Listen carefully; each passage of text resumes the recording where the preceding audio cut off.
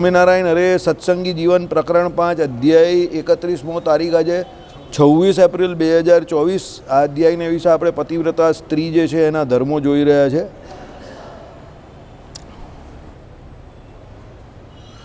કાલે આપણે જોયું કે ભાઈ પતિ ભલે એમ કહે કે નપુંસક હોય, દારિદ્ર દુઃખી હોય કે રોગગ્રસ્ત હોય, શાંતિથી ખાઈ લો હોય તો રૂમાલથી છે ને ખાઈ લો, શાંતિથી ખાંસી ધીરે ધીરે ખાઈ લો તો જ એમાં એને અટકાવશો ને તો વધારે સમય આવશે. એના કરતાં ખાઈ લો ખુલ્લા મને, બસ દૂર જઈને ખાઈ લો, ભલે 8-10 ખાંસી આવી જાય તો ખાઈ લો. એટલે શું કહ્યું, દારિદ્ર દુઃખી હોય, પ્રારબ્ધે કરીને દારિદ્ર દુઃખ આવેલું હોય કોઈને, બરાબર, એ ગઈકાલે આપણે જોયું. હવે એના પછી આવે રોગગ્રસ્ત હોય, પતિ બિચારો રોગી હોય, રોગ થવામાં પણ ઘણી વખત પ્રારબ્ધ અને ઘણી વખત ક્રિયમાણ પણ જરૂરી છે. ક્રિયમાણ પણ જો વ્યવસ્થિત ન હોય તો રોગગ્રસ્ત થાય. જો આવી ગઈ ને ક્યાં ગયા તો, હા, એટલે પતિવ્રતા નારી હશે તો યાદ કરતી હશે. ચાલો, એટલે રોગગ્રસ્ત હોય, પછી વૃદ્ધ વયને લીધે શિથિલ ગાત્રવાળો હોય. શિથિલ ગાત્ર એટલે બિચારાના શરીરના જે બધા અંગો જે છે તે શિથિલ થઈ ગયા હોય, બરાબર, કાર્ય ન કરી શકતો હોય, વૃદ્ધાવસ્થાને કારણે થાય એવું, બરાબર. કે પછી કલહ કરણાદી દુસ્વભાવવાળો હોય. ચાલો, આ તો બધું જે કંઈ છે તે કેવું છે કે કદાચ કોઈ સહન કરી લે, પણ હવે કોઈ એવો પણ હોય કલહ કરવાવાળા સ્વભાવવાળો હોય. પતિ પણ એવો હોય, માણસ એવા હોય છે, મેં જોયા છે. દરેક બાબતમાં એ લોકોને ખારું ખાટું જ લાગતું હોય, એટલે ખોટું જ લાગે એમ, બરાબર. એવા લોકો કેવા હોય ખબર, અનપ્રેડિક્ટેબલ કહેવાય, બરાબર. અને એના વિશે તમે કંઈ પણ અનપ્રેડિક્ટેબલ એટલે કંઈ કહી જ ન શકો ને કંઈ આંકી જ ન શકો.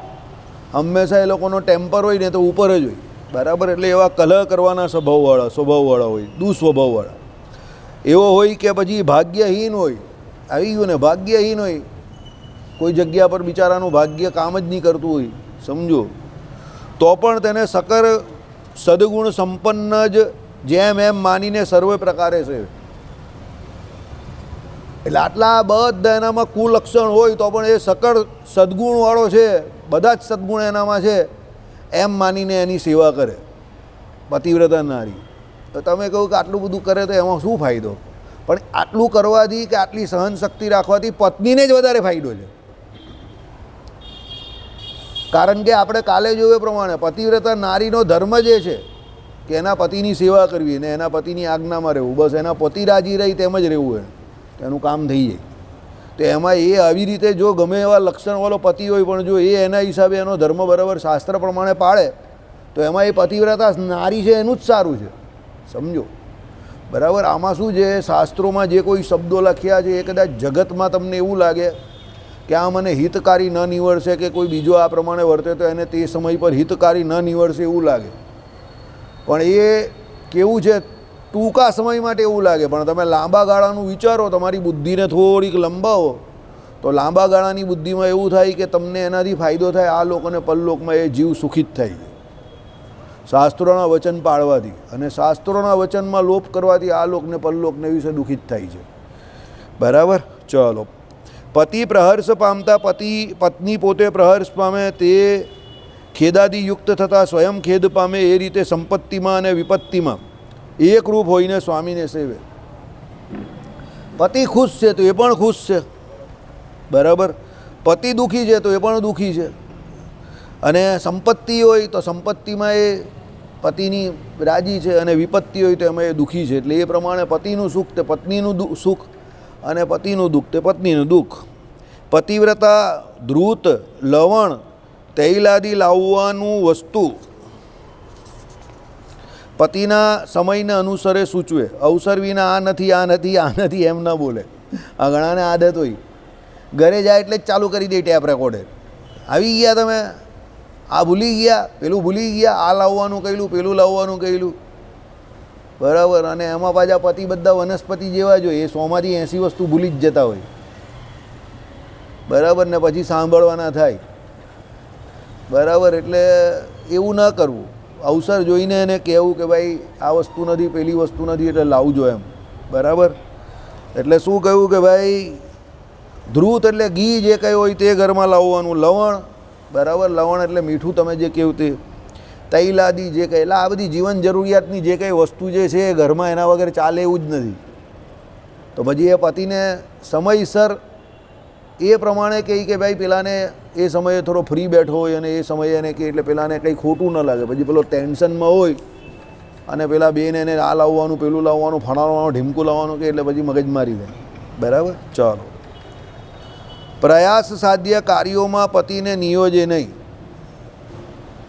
શું? પ્રયાસ સાધ્ય કાર્યોમાં પતિને નિયોજે નહીં એટલે જે પોતાના પ્રયાસથી થઈ જતું હોય એવું કાર્ય હોય એમાં પતિને નહીં નિયોજે કે ભાઈ એમાં હવે એ પણ તમે કરો.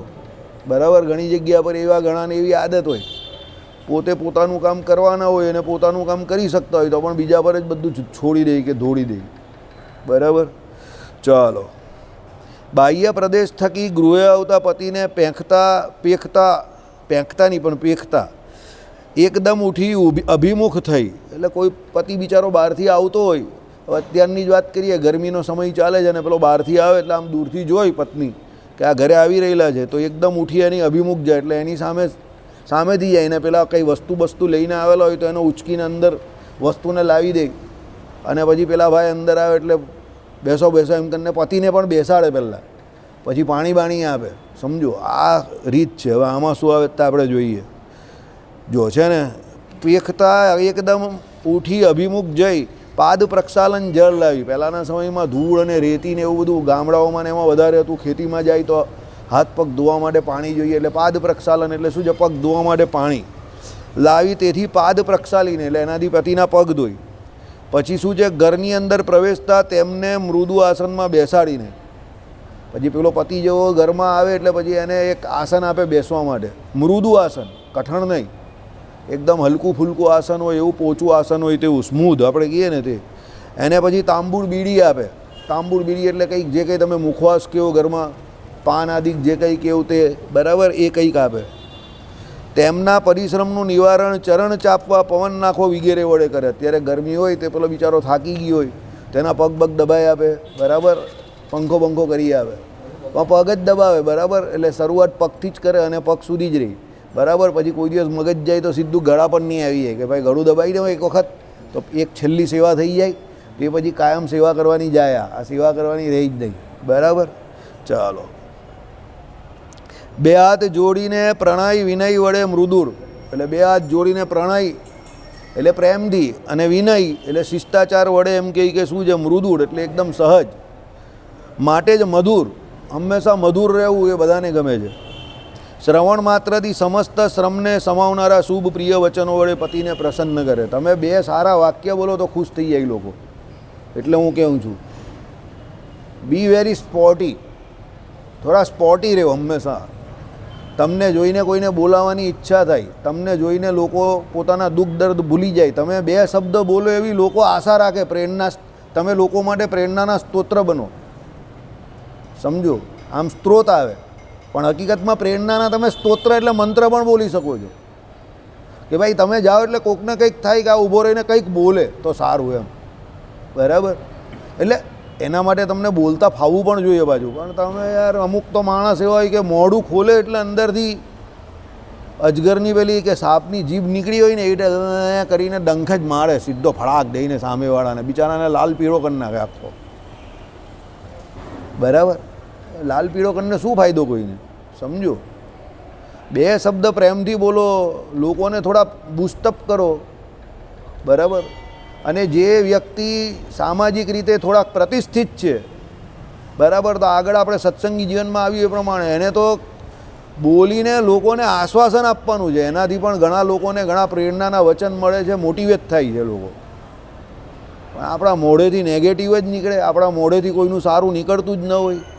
બોલીએ એટલે શું છે કે ગાળી, મારી, કટુ વચન, આણે આમ કરી નાખ્યું ને પેલા એમ કરી નાખ્યું ને આને જોઈ લઈશ ને પેલાને જોઈ લઈશ ને બહાર આવ ને તને બતાવું એમ કરીને. નાના હતા ત્યારે નહીં કહેતા હતા તું બહાર આવ તને કંઈક બતાવો એમ છે. અરે હું બતાવવાનો હતું? પેલો કંઈ મારી બૈરી બતાવો તે કે તારી બૈરી અત્યારે થોડી બતાવો તો બતાવી દે નહીં. પેલો કંઈ આવી રીતે પહેલાં નાના છોકરાઓ એટલે લડતા હોય ને, બહાર આવ તને બતાવું.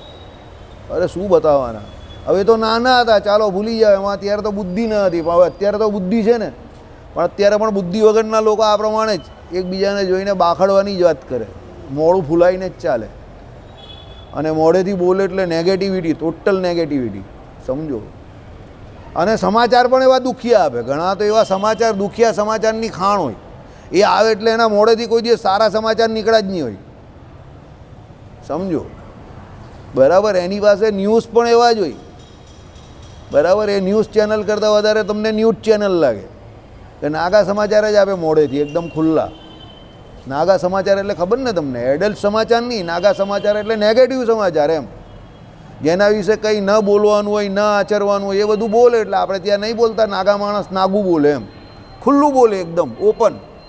એટલે અહીંયા નાગા શબ્દનો અર્થ કંઈ કપડાં વગરનો નહીં થતો, પણ તમારા શબ્દોને પણ બોલો તો કપડાં પહેરાવીને બોલો, એમ કહે છે. સમજો આ લોકો જે આપણે વડીલોની કંઈ નાગા માણસ જોડે શું વાત કરવાની, તો નાગો માણસ એટલે કે એણે કપડાં નહીં પહેરેલા એવું થોડું હોય, કપડાં તો પહેરેલા જ હોય એણે પણ બધાની જેમ. પણ એને નાગો માણસ કેમ કહે? એના વર્તણૂકમાં એવી નાગાઈ હોય, કપડાં વગરના શબ્દો બોલતો હોય, એકદમ આખું બોલે. પેલો બિચારો આખો બળી જાય ઉપરથી નીચે સુધી વગર દિવાસળીએ. એવું ના બોલવું જોઈએ. શાસ્ત્રોમાં એને અરે એ વ્યક્તિ પણ નર્કમાં જાય છે, સમજજો. આમાં નર્કોનું વર્ણન આવશે ને તેમાં જોજે એ પણ આવશે. તમે કોઈને કટુ વચન બોલો, કોઈને અપશબ્દ બોલો, કોઈને ગાળ બોલો, કોઈને દુઃખ લગાડો એવું બોલો તો એ માણસ પણ નર્કમાં જાય છે. એવું નથી બોલવાનું.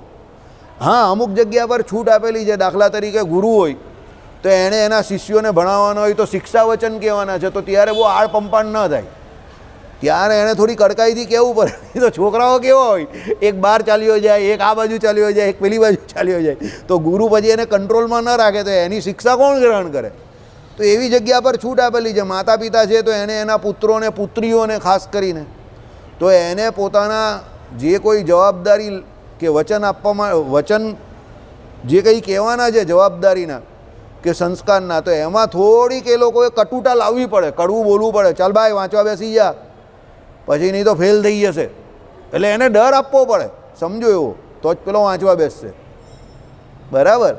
એટલે એ અલગ વાત છે. પણ પછી તમે યાર દરેક જગ્યા પર તમારી જુબાન ખોલો એટલે ઝઘડા જ થતા હોય કારણ વગરના. તમે એક નંબરના પેલા કેવા દિવાસળી ચાપવાનું કે કેરોસીન પૂરવાનું જ કામ કરતા હોય, એ ખોટી વાત. તમે એવો વ્યક્તિ તમે જોજો ઘરમાં પણ અને બહાર પણ કોઈ પણ જગ્યા પર આવકાર્ય નથી હોતો. સમજજો. તમે કોઈ પણ જગ્યા પર જાઓ ને અને કોઈ એમ બોલે ને કેમ આજે આવ્યો, સમજજો કેમ આજે આવ્યો, કેમ આવ્યો એમ પૂછશે ને, કોઈ એમ પૂછે ને કેમ આવ્યો, તો સમજી લેજો કે એ તમને એક્સપેક્ટ નહીં કરતો હતો, કાંઈ એ તમને ઈચ્છતો નથી કેમ આવ્યો એમ પૂછીએ છે. એટલે તમને સમજ નહીં પડી.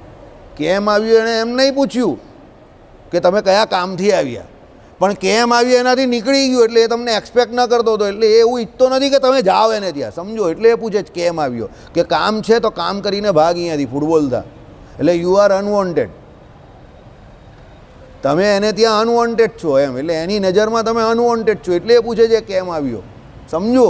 ભલે એ તમારો મિત્ર છે કે કોઈ બીજો છે, પણ કોઈ તમને એમ પૂછે ને ઓ ઘણા દિવસ પછી દેખાયો, બોલ શું કામ છે, તો સમજજો કે એ વોન્ટેડ છો તમે એને ત્યાં. એટલે એ તમને ઈચ્છે છે. પણ કોઈ એમ પૂછે ને કેમ આવ્યા, એટલે સમજી લેવાનું કે એ તમને એક્સપેક્ટ નહીં કરતો. એ તમને એમ કે ઇનડાયરેક્ટલી તમારું જે કામ હોય તે કામ પૂરું કરીને ભાગો અહીંયાથી, સમજો.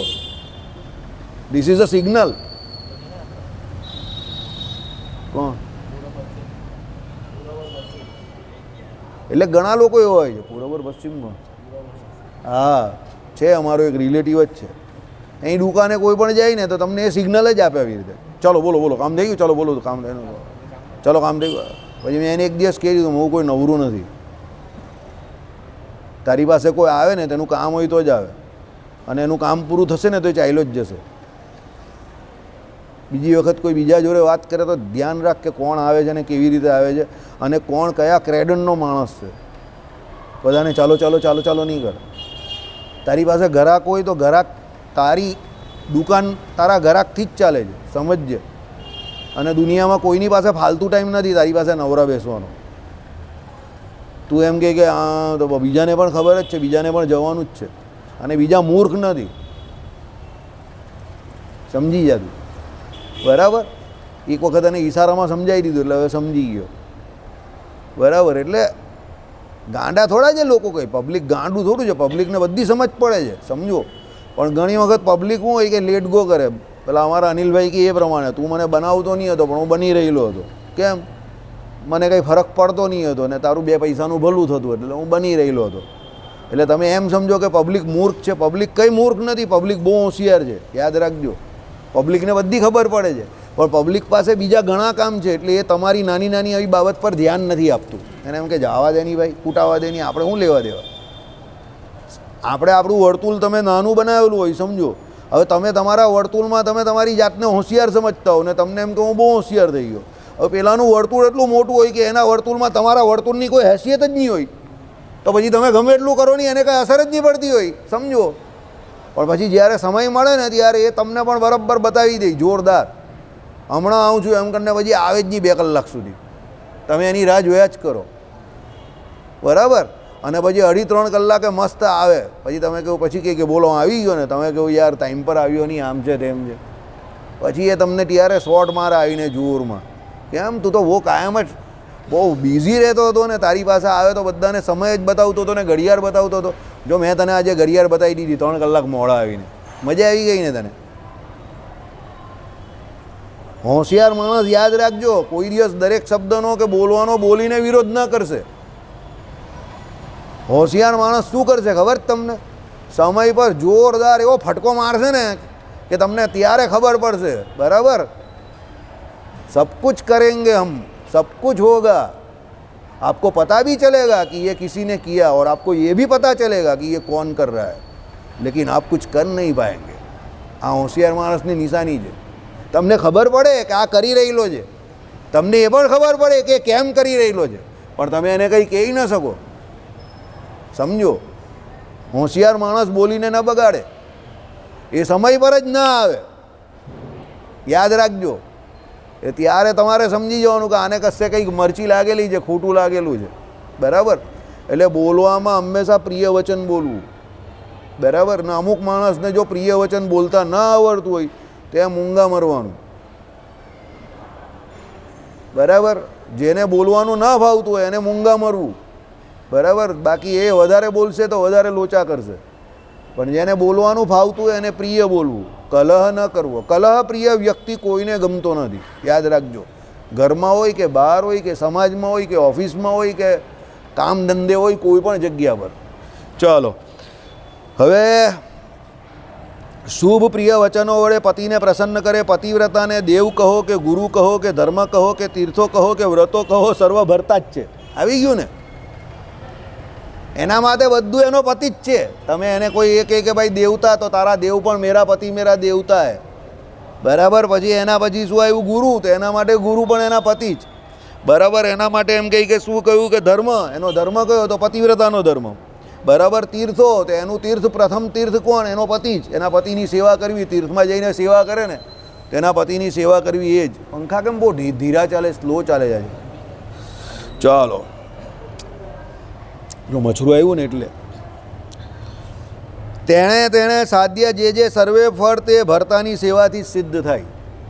પતિની સેવાથી જ એના બધા ફળ સિદ્ધ થઈ જાય. એટલે પતિની સેવા એના માટે મુખ્ય, અને મુખ્ય ધર્મ એટલે બધું એ જ છે. સર્વસ્વ તમે કહો તો પતિવ્રતા સ્ત્રી માટે એનો પતિ જ જે છે તે સર્વસ્વ. માટે ક્યારેય તેનું અપમાન કરવું નહીં, એટલે પતિનું અપમાન ન કરવું, બરાબર. કારણ કે એમાં એનો મોક્ષ રહેલો છે, એમાં એનું કલ્યાણ રહેલું છે, સમજો. પર પુરુષ ભલે દેવ જાતીય હોય, બરાબર. એનું ઉદાહરણ તો તમને ખબર જ છે ને, જોરદાર. દેવ જાતિના હતો, એ પર પુરુષ હતો ને એની જોડે જે કંઈ થયું એને કારણે આખો કેટલી માથાકૂટ થઈ ગઈ. કોનું ઉદાહરણ? કોનું ઉદાહરણ? કોનું ઉદાહરણ? ભાઈ તમારું નામ શું છે? બહુ ઘણા દિવસથી હવે મેં પૂછ્યું નહીં, ભૂલી ગયો. શિવાંગ. હા, તમે આગળ પૂછેલું, ભૂલી ગયો. શું બોલો? કઈ કોણ હતી જેને દેવ જેવો હતો, એ પરપુરુષ હતો, એની જોડે હેત થઈ ગયેલું થોડોક સમય માટે? હેત થયેલું કે નહીં થયેલું એ તો બહુ મોટો પ્રશ્ન છે, પણ એના પતિને ભૂલમાં પેલા બીજાની જોડે થઈ ગયેલું. હા, કોણ? અહલ્યાજી આવેલા ને, દેવરાજ ઇન્દ્ર, ગૌતમનું રૂપ ધારીને. તો દેવરાજ ઇન્દ્ર તો દેવ જ છે ને. તો પરપુરુષ જોડે, જે પતિ જોડે જેવો વ્યવહાર થાય એવો પરપુરુષ જોડે થઈ ગયો.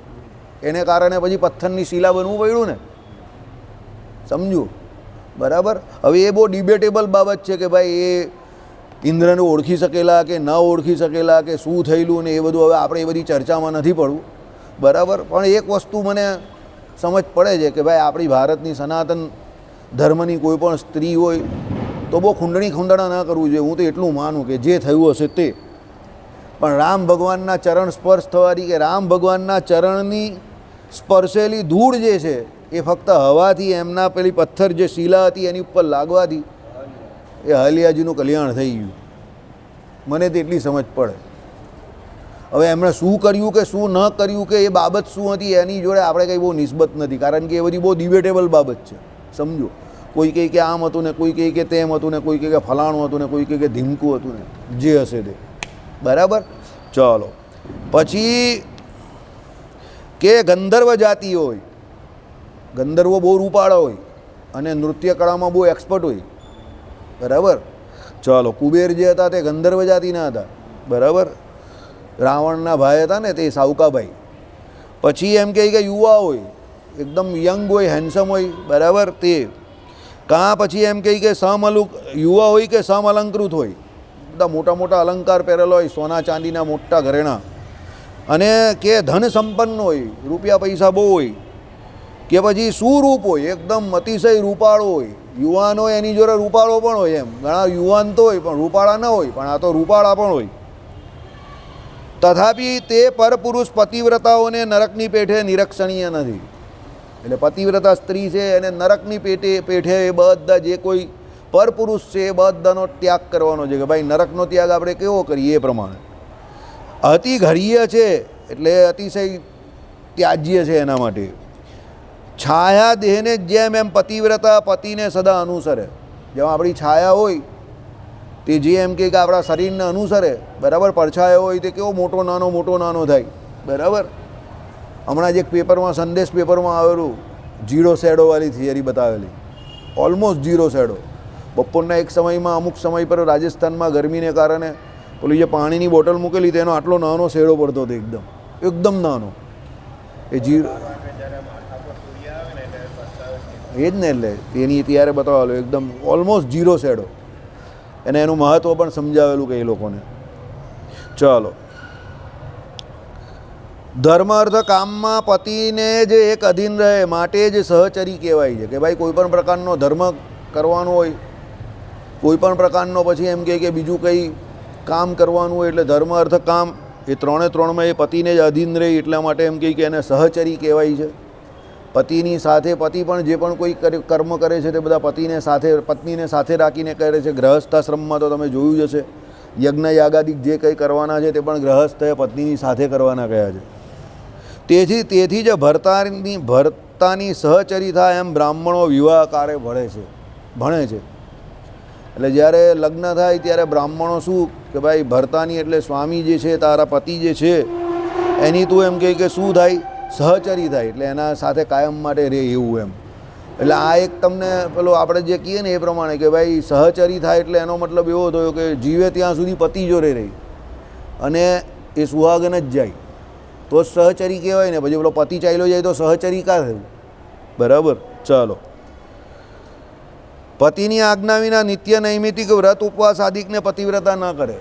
પતિની આજ્ઞા વિના કોઈ પણ વ્રત ઉપવાસ આદિક કંઈ પણ કરવાના નથી. આજ્ઞા ગ્રહણ કરીને જ કરે, આજ્ઞા ગ્રહણ કરે ને પછી કરે. ઉક્ત ધર્મો મધ્યે એકાંશથી પણ જો કદાચિત ધર્મ થકી પ્રચ્યુતિ પ્રમાદથી થાય તો તેમાં વિહિત પ્રાયશ્ચિતને સાધ્વી સ્ત્રી શીઘ્ર કરે, બરાબર. એટલે આમાંથી જે પણ કંઈ ધર્મો કયા એમાં કંઈક આમ તેમ થાય તો પેલી જે સ્ત્રી છે પતિવ્રતા સ્ત્રી એને અહીંયા સાધ્વી તરીકે ગઈ છે, એને તરત એનું પ્રાયશ્ચિત કરી નાખવાનું. પ્રાતઃ ઉઠવું વગેરે સ્વવ્રતો પૂર્વે કયા તેનો અજ્ઞાનથી ભંગ થતાં પૃથક એક ઉપવાસ કરવો. એટલે બધા જે કોઈ લાઇનબંધ જે કોઈ આજ્ઞાઓ જે છે કે ભાઈ સવારે ઉઠવું વગેરે જે સ્વવ્રતો પૂર્વે કયા, એટલે આગળ જે બધા કયા એનો અજ્ઞાનથી ભંગ થાય, એટલે જેટલા ભંગ થાય તેટલા એમ કે પૃથક એટલે એક બધાના જુદા જુદા ઉપવાસ કરવાના.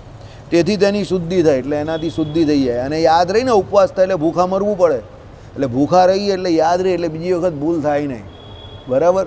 પહેલાં અમે સ્કૂલમાં મોડા જતા હતા તો માસ્તર શું કહે ખબર, ગ્રાઉન્ડ પર જાઓ, એટલે આપણે ગ્રાઉન્ડ પર જઈએ. પછી ઉપર જેટલા મોડા આવેલા હોય બધાને ગ્રાઉન્ડ પર બોલાવે, પછી બધા ગ્રાઉન્ડ પર જાય, પછી કંઈ 11 રાઉન્ડ મારો.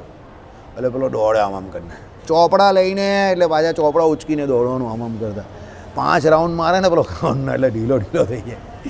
પછી કહે સાહેબ ચાલો મારા બધા, એટલે ભાઈ 6થો રાઉન્ડ, 7મો, 8મો, 10મો ને 11મો રાઉન્ડ મારે ઢીલો થઈ જાય. પછી સાહેબ પૂછે હવે બીજી વખત મોડો આવું છે?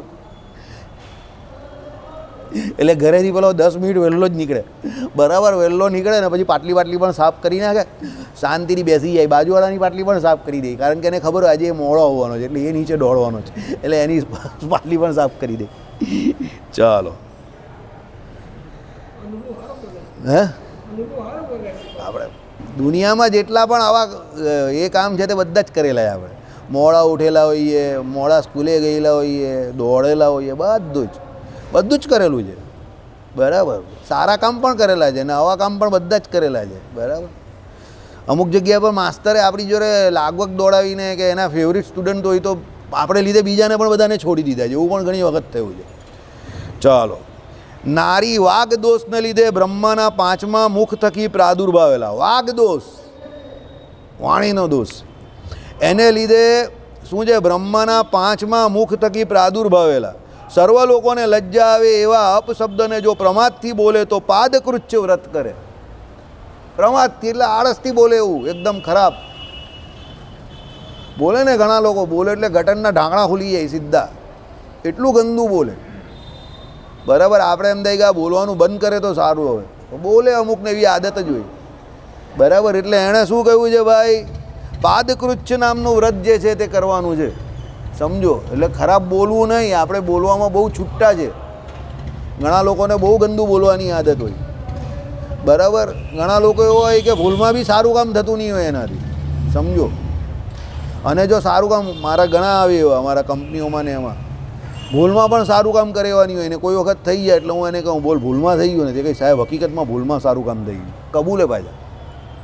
મૂકું લાગે જ ઘણા કામ અમુક માણસ કરીને આવે ને તો મને નવાઈ જ લાગે કે આ માણસ આવું કામ કરીને આવ્યો. એટલે આપણે એને પૂછીએ બોલ ભૂલમાં થઈ ગયું ને? તે કે હા ભૂલમાં થઈ ગયું. અમુક માણસ વસ્તુ પણ લાવે ને તો મને બહુ નવાઈ લાગે. બજારેથી કંઈ વસ્તુ લઈ આવે ને બહાર કે એવું, તો આપણે પૂછીએ ને કે બહુ સસ્તું હતું ને એટલે લઈ આવ્યો. પણ મેં કહું સસ્તું હતું તો પણ એ કહે કે ભાઈ સસ્તું હતું ભાઈ ઘરે લઈ જવાનો તો પણ વધે એવું હતું ને એવું બધું હતું એટલે અહીંયા લઈ આવ્યો. પણ એ આમ ડાયરેક્ટ લાવે એવો હોય જ નહીં, સમજો. એટલે એની વીસ નહીં હોય કે સારું કરવું છે, તમે સમજો. એની એવી વીસ ન હોય કે સુકૃત કરવું કે હરિભક્તો માટે કંઈ કરવું કે ભાઈ કોઈ બીજા માટે કે કોઈના ગરીબ માટે. એની વીસ ન હોય જરા પણ એવી. પણ કદાચ કોઈ સમય એવો આવે કે એનાથી ભૂલમાં એવું કંઈક સારું થઈ જાય, એમ થઈ જાય તો થઈ જાય. બરાબર, પણ હવે ભગવાન બચાવે એવા માણસોથી બીજું તો શું કહીએ આપણે. એટલે આપણે એવી habit of doing good things, એમ તમે એવી આદત પાડો તમારી અંદર કે મારે સારું કરવું છે, એમ સમજો. તમારી પાસે સ્ત્રોત કે જે એના શું કહેવાય રિસોર્સિસ, સ્ત્રોત બહુ ઓછા છે કે ભાઈ તમે કહો મારી પાસે સ્ત્રોત નથી, રૂપિયા નથી, આ નથી, તે નથી. પણ તમે કોઈક વિચાર તો કરો, સારો વિચાર તો કરો. સ્ત્રોત ઓટોમેટિક બીજા કોઈ પૂરા પાડશે. એવું જરૂરી નથી કે બધા સ્ત્રોત આપણે જ પૂરા પાડીએ કે આપણી પાસે જ હોય. પણ થોડું have positive thinking in your mind કે ના મારે કંઈક સારું કરવું છે, ભગવાન રાજી થાય એવું કંઈક કામ કરવું છે, એવો એક પોઝિટિવ વિચાર તો રાખો મગજમાં. ગમે ત્યારે થશે, આજે નહીં ને કાલે. મારા જીવનના અંગત અનુભવ ઉપરથી તમને અભિપ્રાય આપું છું કે જે વસ્તુ અમે 30-30 વર્ષ પહેલાં હું વિચારતો હતો ત્યારે કોઈ શક્યતા નહીં દેખાતી હતી આવું થવાની, કોઈ શક્યતા ન દેખાતી હતી. આ તમને ભગવાનને ઓળખીને કહું, એ અત્યારે બધી વસ્તુ થઈ રહેલી છે, સમજો. કેમ કે ત્યારે આવા બધા વિચારો આવતા હતા કે ભગવાન આપણે જો થોડુંક કંઈક સામર્થ્ય આપે તો આવું આવું કરવું છે. હજુ પણ છે ઘણા બધા વિચારો પાઇપલાઇનમાં, હજુ ઘણું બધું કરવાનું બાકી છે જે હું દરેકને કહી નહીં શકતો. એ તો કોકને એવું લાગે શેખચલ્લી જેવા વિચાર છે આના, બરાબર. અને મોદી સાહેબ કે એ પ્રમાણે મેં સપને દેખને મેં નહીં માનતા હું, કામ કરને મેં માનતા હું. નાનું નાનું પણ કામ કરવામાં હું માનું છું કે ના કંઈક કામ કરવાનું એવું રાખો. ભલે એ કામ નાનું હોય પણ થોડુંક મગજમાં એવું રાખો કે ના આટલું કામ કરો તો આનાથી ઘણાને લાભ થાય એવું છે. અને હંમેશા યાદ રાખજો, હરિભક્ત તરીકે જો તમારે મલ્ટિપ્લિકેશનમાં આગળ આવવું હોય, ભગવાનને ગુણાકારથી આગળ તમારે જવું હોય, એટલે ભગવાનને ગુણાકારથી રાજી કરવા હોય તો હંમેશા સમૂહ માટે કામ કરવાની સેવા કરવાનું વિચારજો. તમારા પોતાના માટે ના વિચારતા, સમૂહ માટે વિચારજો. જેટલો મોટો સમૂહ તમારી જોડે જોડાશે નહીં, પણ ભગવાન જોડે જોડાશે કે કંઈક ને કંઈક સત્કર્મમાં જોડાશે, તો તમારી ગાડી ઓટોમેટિક જ આગળ ચાલ્યા જ કરશે, મલ્ટીપ્લાય જ થશે. એનાથી કોઈ દિવસ કોઈનું બગડું નથી. કાલે જ દાસ કાકાની વાત કરતા હતા ને આપણે, એમણે બારદૂનમાં જે સેવા કરી, જે સમય પર એમના જે સમય પર કરી, આજે ફળે છે ને બીજાને. સમજો, દાસ કાકા કેવી સેવા કરતા હતા, નિર્માની ભાવે કેવી સેવા કરતા હતા, અને કંઈ લેના દેના ગાંડું કામ અમારી પાસે કરાવતા હતા. ચાલ દીકરા માની જાની, ચાલ દીકરા માની જાની, ચાલની નીચે આવની, પેલી રૂમ ખોલે, આ રૂમ ખોલે, આ લઈ જા, પેલું લઈ જા. બરાબર. કહેવાનો મતલબ શું છે કે સ્ત્રોત ભલે ન હોય તમારી પાસે, પણ એવી ઈચ્છા તો રાખો જ કે ના, મારે જગત હિતાર્થે કંઈક સારું કરવું છે, એમ જેનાથી ભગવાન રાજી થાય. માનપાન માટે નહીં, પણ ભગવાન રાજી થાય એના માટે. સમજો, તમારો આત્મવિશ્વાસ જે કંઈ છે ને બહુ બુલંદી પર પહોંચી જશે.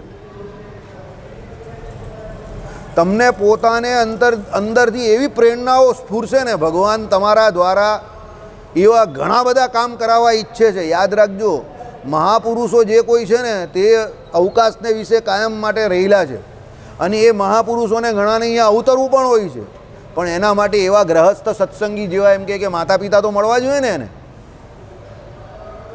સમજો, સદગુણી માતા પિતા મળે તો એ મહાપુરુષો અવતરે. એવું છે આમાં પણ કે તમે એવો સારો વિચાર તો કરો, તો કોકને કોક રીતે પરમાત્મા આવશે તમારી જોડે. પરમાત્માને થશે કે ભાઈ આ કંઈક સમૂહ માટે વિચારી રહેલો છે, ચાલો આ કંઈક ભગવાન કંઈક આ કંઈક આપણી લાઈનનું વિચારી રહેલો છે, પોતાનું છોડીને. ભગવાન આવશે તમારી ભેળા. બરાબર.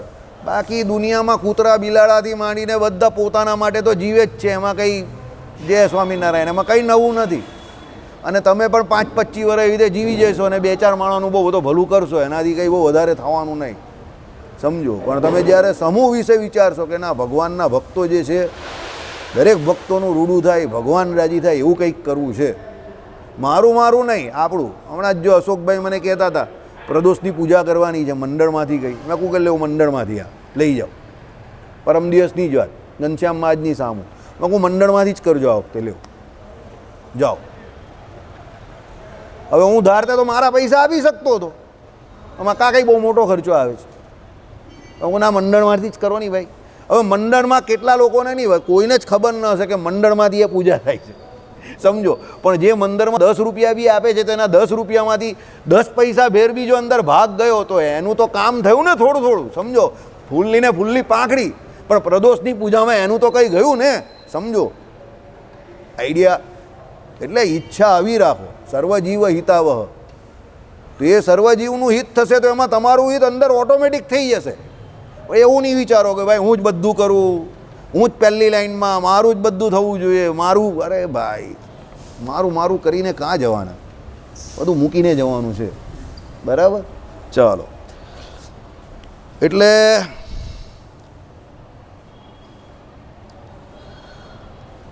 અપશબ્દ જો પ્રમાદથી બોલે તો પાદકૃત્ય વ્રત કરે. હે વિપ્ર, આ પ્રકારે મેં સંક્ષેપથી સુવાસિની સતી સ્ત્રીના ધર્મો નિરૂપણ કર્યા. હવે જો આ સતી જે સ્ત્રી છે એને જ સાધ્વી તરીકે પણ કહી. કેમ સાધ્વી તરીકે કહી? કે એ એના પતિવ્રતાપણારૂપ જે ધર્મ, એ ધર્મનું પાલન કરે છે, એ તપશ્ચર્યા છે, એટલે સાધ્વી જેવું કામ છે. એટલે એને ઘણી જગ્યા પર સાધ્વી તરીકે નિરૂપી છે કે ભાઈ સાધ્વી એટલે તપશ્ચર્યા કરે છે, સાધનમાં વળગેલી છે. કયું સાધન? પતિવ્રતાનો ધર્મ પાળો, એ મોટું સાધન છે એના માટે. સમજો, એટલે એને સાધ્વી કહી. સાધુતા એના જીવનમાં ઓટોમેટિકલી આવી ગઈ છે, કારણ કે એને એના પતિની આજ્ઞાની બહાર નહીં જવાનું, એટલે એ સાધક થઈ ગઈ, એટલે એને સાધ્વી કહી છે. ભલે એ ગ્રહસ્થ છે, ભલે એ પતિવ્રતા છે, ભલે એ સ્ત્રી છે, પણ એ કોણ છે? સાધ્વી છે. એટલે ભગવાને 2-3 વખત એને સાધ્વી પણ કહી છે. સમજો, કારણ કે સ્વતંત્ર રીતે નહીં વર્તતી. જો સ્વતંત્ર રીતે વર્તતી હોય તો એ સાધ્વી ન કહેવાય. એ એના પતિની આજ્ઞામાં રહી છે, એટલે એને સાધ્વી તરીકે ઉચ્ચારેલી છે. બરાબર. ચાલો, આવા ધર્મમાં નિષ્ઠાવાળી પતિવ્રતા વનિતા જગતમાં દુર્લભ છે. દુર્લભ જ છે. અંસુયાજીની વાત આપણે સાંભળેલી જ છે, કેવા પતિવ્રતા હતા એ. બરાબર. એટલે એ પ્રમાણે આવી જે પતિવ્રતા સ્ત્રીઓ છે તે દુર્લભ છે. વ્રત ઉપવાસ આદિ નિયમોને જે નારી ભરતાની આજ્ઞાને ઉલ્લંઘીને કરે છે તે ધર્માચરણથી ભરતાની આયુષને હરે છે.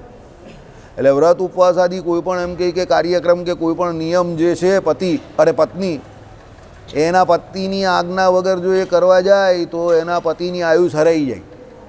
એટલે એના પતિની આજ્ઞા વગર એને એ પણ કંઈ કરવાનું નથી.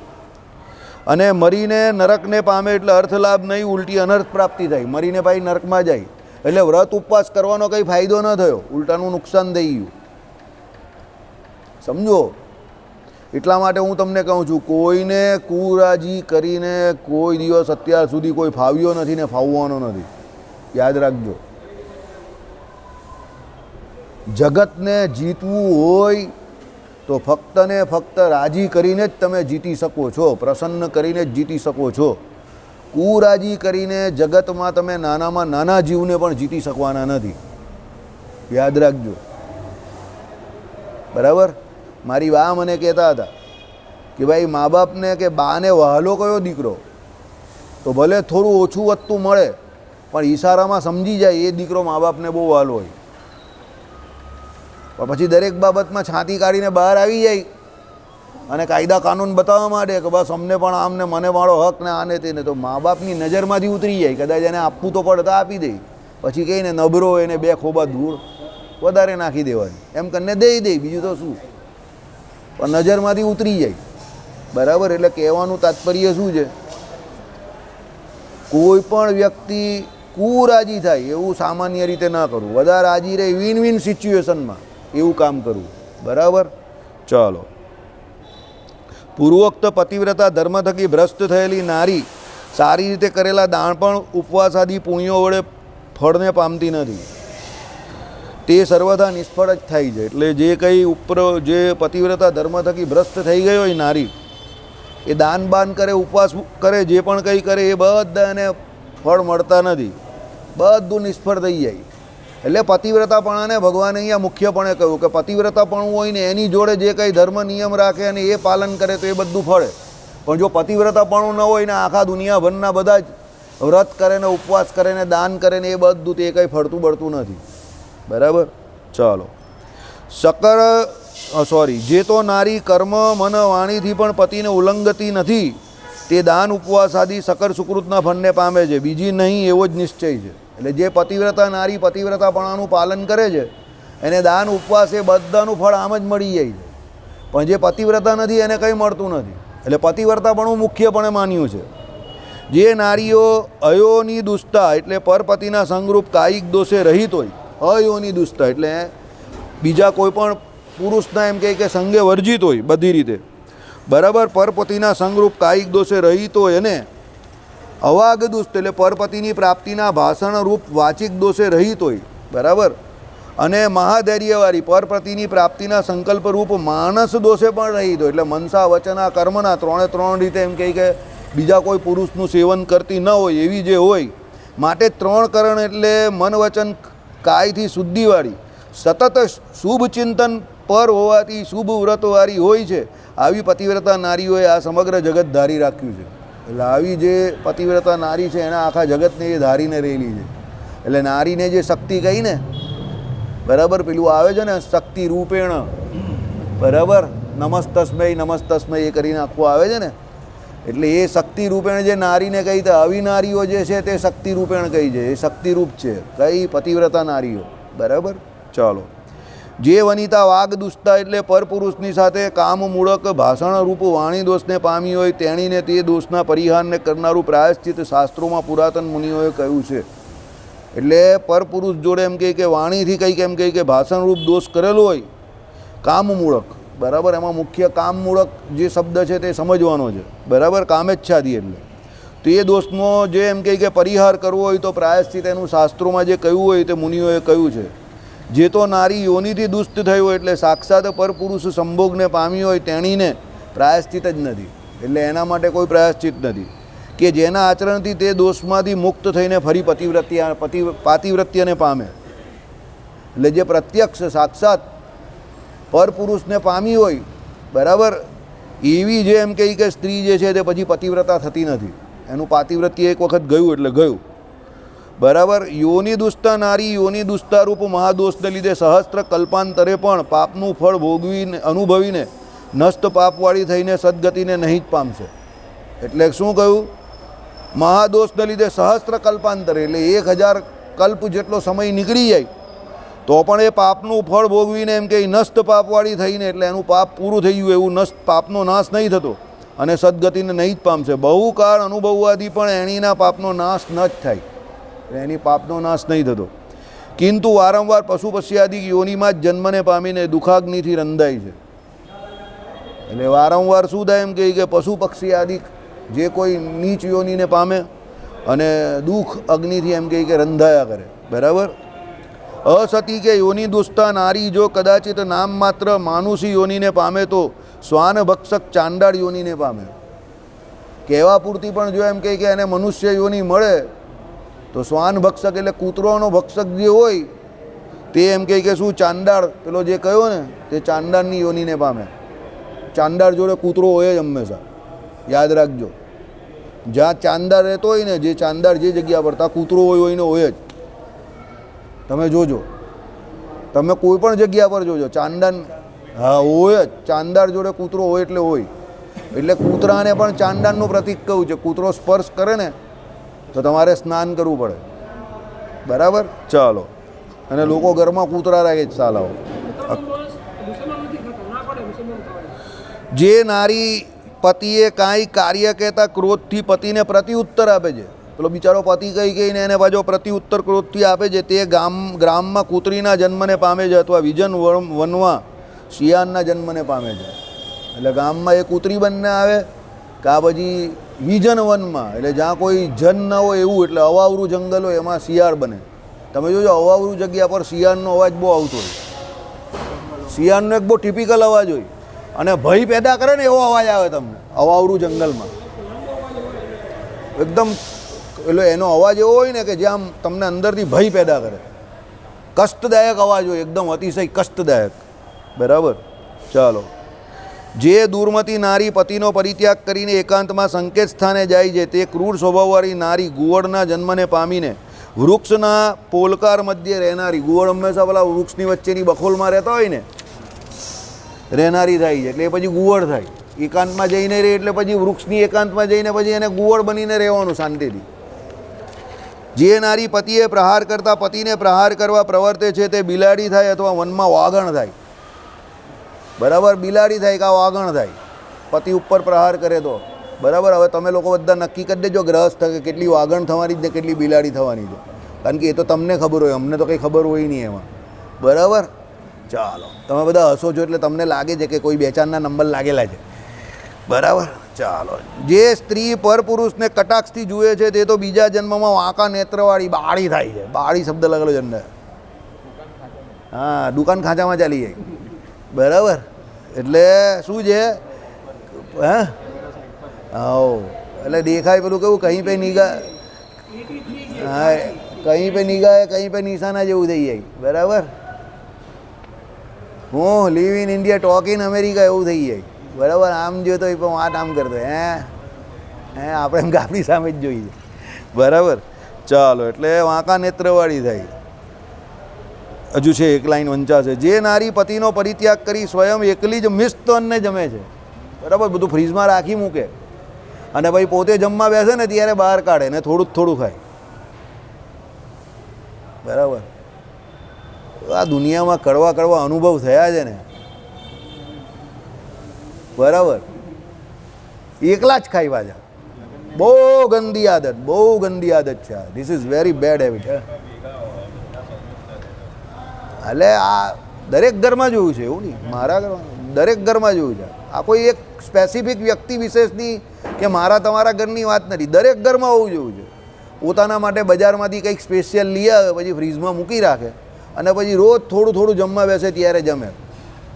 બીજા કોઈને ના આપે ઘરમાં, કોઈને જ ના આપે, છોકરાને પણ ના આપે. પતિની કા વાત કરો છો? બરાબર. લગ્ન નહીં કર્યા પણ લોકોની જાનમાં જઈને છે ને સની દેઓલની જેમ નાચેલા બહુ છે. સમજી જાઓ. કોની જેમ નાચેલા છે? સની દેઓલની જેમ. એટલે સની દેઓલ કોઈ દિવસ નાચતો જ નથી, સમજી ગયા ને તમે? ચાલો, એટલે શું કહ્યું કે ભાઈ સાંભળો તો ખરા, એકલી જ મિસ્ત અન્ને જમે છે તે ગામમાં ભૂંડણ થાય. ભૂંડ હોય ને પેલો તેની નાની સ્ત્રી જાતિ એટલે ભૂંડણ થાય. કિંવા પોતાની વિસ્તા ખાનારી વાગોળ થાય. એટલે વિસ્તાની પેલી નાળી હોય એમાં એ બેઠી એટલે ખાડીઓને એમાં પેલી ભૂંડણ જે હોય એ પ્રમાણે પડી રહી. પછી એકલી ખાતી હોય તો પછી ત્યાં જાય એમ. એટલે એકલા ના ખાવું, બધાને લઈને ખાવું. બરાબર? ચાલો, શ્રીપતિમ શ્રીધરમ સર્વદેવેશ્વરમ